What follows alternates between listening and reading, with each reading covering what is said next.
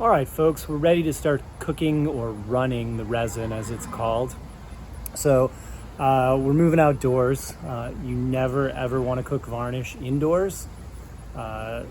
Flammable, terrible fumes, all of that stuff. So you want to be set up outdoors. So let me show you my setup real quick. So there's a lot of glare. It's pretty sunny out today, but let's see. So I've got my main hot plate here, a little tiny hot plate here. I've got a piece of stovepipe surrounding the burner on my main hot plate, and that's just to keep the wind off of it. And you can use all kinds of pots and pans for making varnish.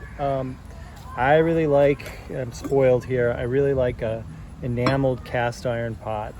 This is not La Creuset, or Le Creuset, I should say. It's, I got it off eBay for 25 or 30 bucks. Some mid-century modern brand that's kind of dinged up. It's got some chips on top, but it works fine. So I've been preheating this pot on medium low for about 10 minutes. You don't have to do that with Congo Copal, but you can. So, oh, sorry, real quick before I do that, I forgot to say, make sure you take appropriate safety precautions. So I've got my respirator here for when things get smoky, gloves, fire extinguisher is right there. So, be safe, everybody. Okay, so back to the hot plate. So here's my Copal resin that I cleaned and cracked yesterday. So I'm gonna go ahead and dump it in. So this is gonna take a long time.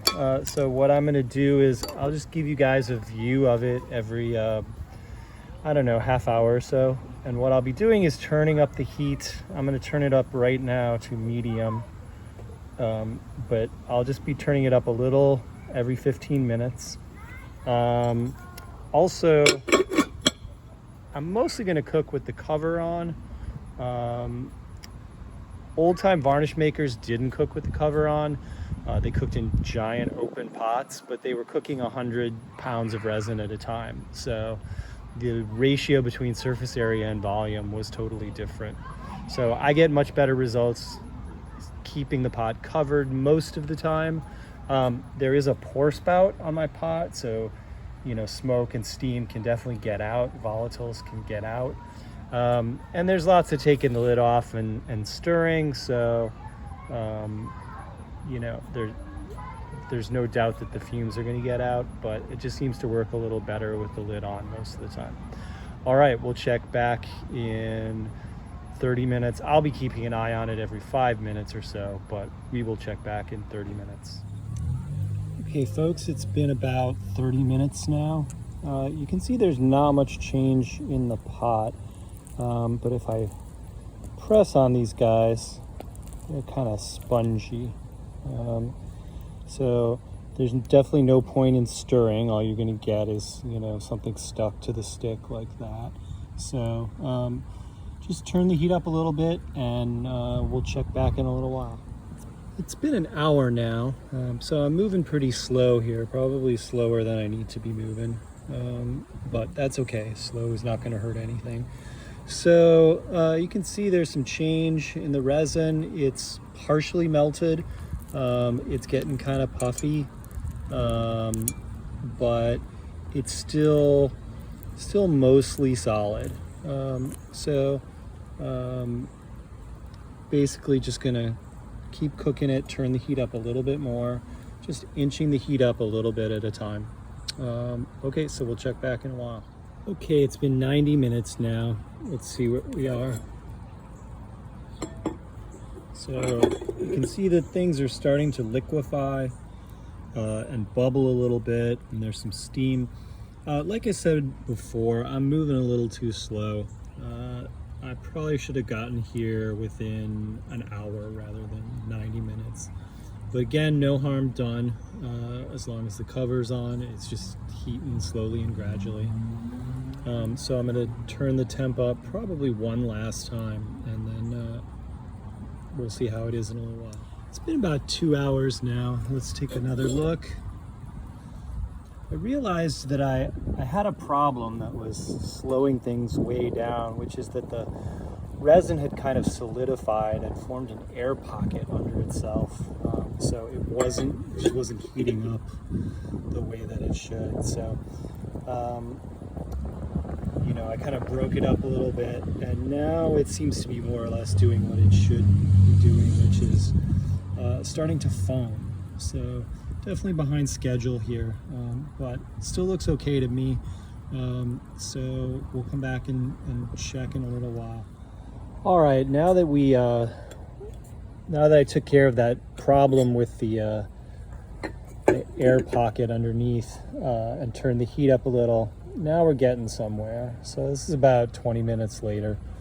You can see we're getting a good amount of foam with still a lot of solid material floating around.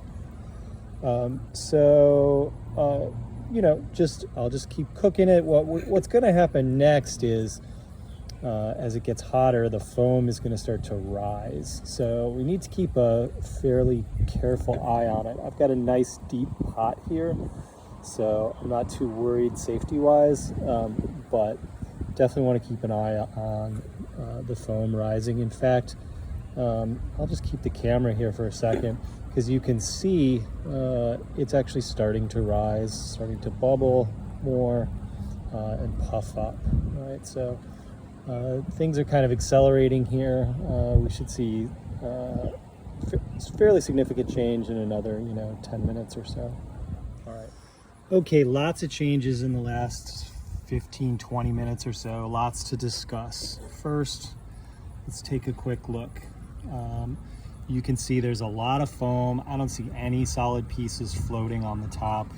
I may encounter some when I stir in a second here, but it's looking pretty good. Second thing, about 10 minutes ago, I started, let me put down slid. I only got one hand here. I started heating up my oil, so I'm going to heat that to about 350, 400 degrees. Okay, and in the 10 seconds I was away, I noticed that the stuff actually puffed up more. Now, temperature. I checked the temperature with my candy thermometer. That's this thing, just a $10 candy thermometer. Goes up to 550 Fahrenheit, of course, but the needle keeps going past it, so you can easily estimate, 650, 700 degrees using this thermometer. So quite a bargain for 10 bucks. But I got a reading of close to 600, which is just about where we want. We want to get a little higher, between 6 and 650. But here's my infrared thermometer. 450, 495. It's all over the place, but 525. So all over the place, and top reading is probably 75, 100 degrees below the actual temperature down in the pot. So you really can't trust an IR thermometer when things, start to get really smoky and vapory and foamy. All right, so I need to stir this stuff, but I can't see where my stirring rod is, so I will do that, and then we'll check back in a few minutes. Okay, just 2 minutes later, since my last update. So I gave it a stir. I didn't encounter anything floating around. Maybe there's still a little bit, but impossible to tell. What I'm gonna do now is cover this, and this is a little dangerous, so make sure your gloves are on. I'm gonna set it on this trivet right next to the pot. So it was common in the olden days to do the running in heats, what they called heats of or 2 or 3 heats. And a heat is just defined as when you take the pot off. In the old days, they had these big kettles on wheels, and they would roll the kettle out from under the fire, and just wait for like a minute or two. Excuse me. Yeah, a lot of ums in my speech right now. This is probably pretty boring. Where was I? So yeah, they would roll it out, wait for a few minutes, and then roll it back in. And the basic idea is you're just letting the temperature stabilize. It's not getting any hotter. It's going to cool down a little bit. I'm going to take the lid off. Still pretty foamy. So we're just gonna let it hang for a minute. I don't need to show all this.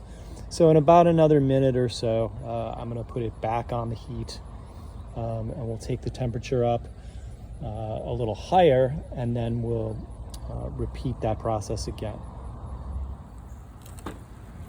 All right, folks, just a few minutes since my last update.